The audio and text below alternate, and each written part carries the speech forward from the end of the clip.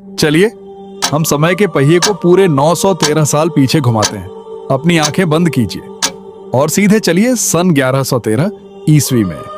हम इस समय बीथली पहाड़ी के नीचे खड़े हैं। चारों तरफ धूल उड़ रही है, पत्थरों के टूटने और छेनी हथौड़ी की गूंज गूंज रही है। खुद राजा अजय राज चौहान घोड़े पर सवार होकर यहाँ खड़े हैं।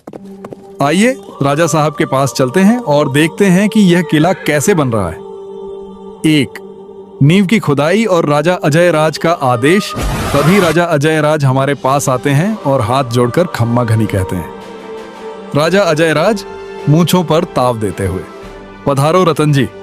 देखिए, इस अरावली की सबसे ऊंची बीठली पहाड़ी पर मैं अपने सपनों का नगर अजय मेरू अजमेर बसा रहा हूं। और इस चोटी पर जो किला बन रहा है वह सिर्फ पत्थरों का ढांचा नहीं है, ये मेरे चौहान साम्राज्य की आन बान शान होगी। हम और आप हैरानी से ऊपर देखते हुए, अन्नदाता इतनी ऊंची पहाड़ी पर इतने भारी पत्थर कैसे ले जा रहे हैं?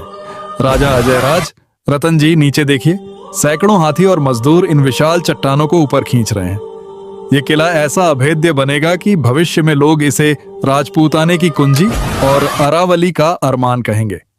जो इस पर कब्जा करेगा वही राजस्थान का राजा कहलाएगा।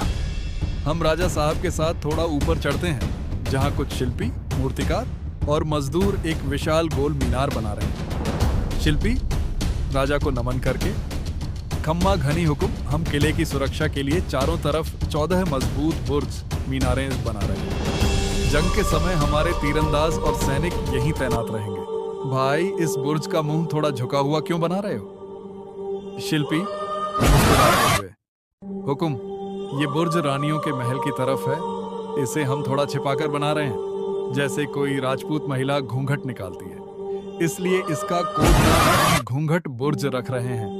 और वह जो दूर कोने पर पहाड़ की ढलान पर बन रहा है ना, वहां बंदर बहुत बैठते हैं, उसे सेनापति जी बांद्रा बुर्ज कह रहे हैं। पहाड़ी के बीच में अचानक बहुत तेज खटखट की आवाज आती है। वहां गहरे गड्ढे खोदे जा रहे हैं। प्रधान सेनापति, हुकुम रतन जी, किले में सेना और घोड़ों के लिए पानी सबसे जरूरी है। अगर दुश्मन ने नीचे से पानी का रास्ता रोक दिया तो हम प्यासे मर जाएंगे। इसीलिए हम पहाड़ी की छाती को चीरकर 4 विशाल पानी के टांके, जलाशय बना रहे हैं।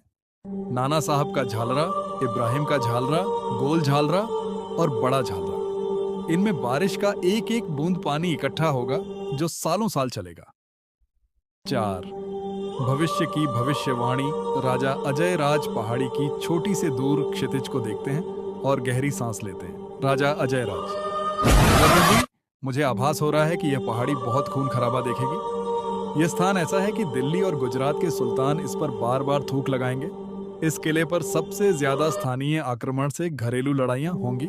आने वाले समय में मेवाड़ के राजकुमार पृथ्वीराज यहाँ अपनी रानी ताराबाई के लिए सुंदर महल बनाएंगे और उन्हीं के नाम पर इस गढ़ का नाम तारागढ़ अमर हो जाएगा।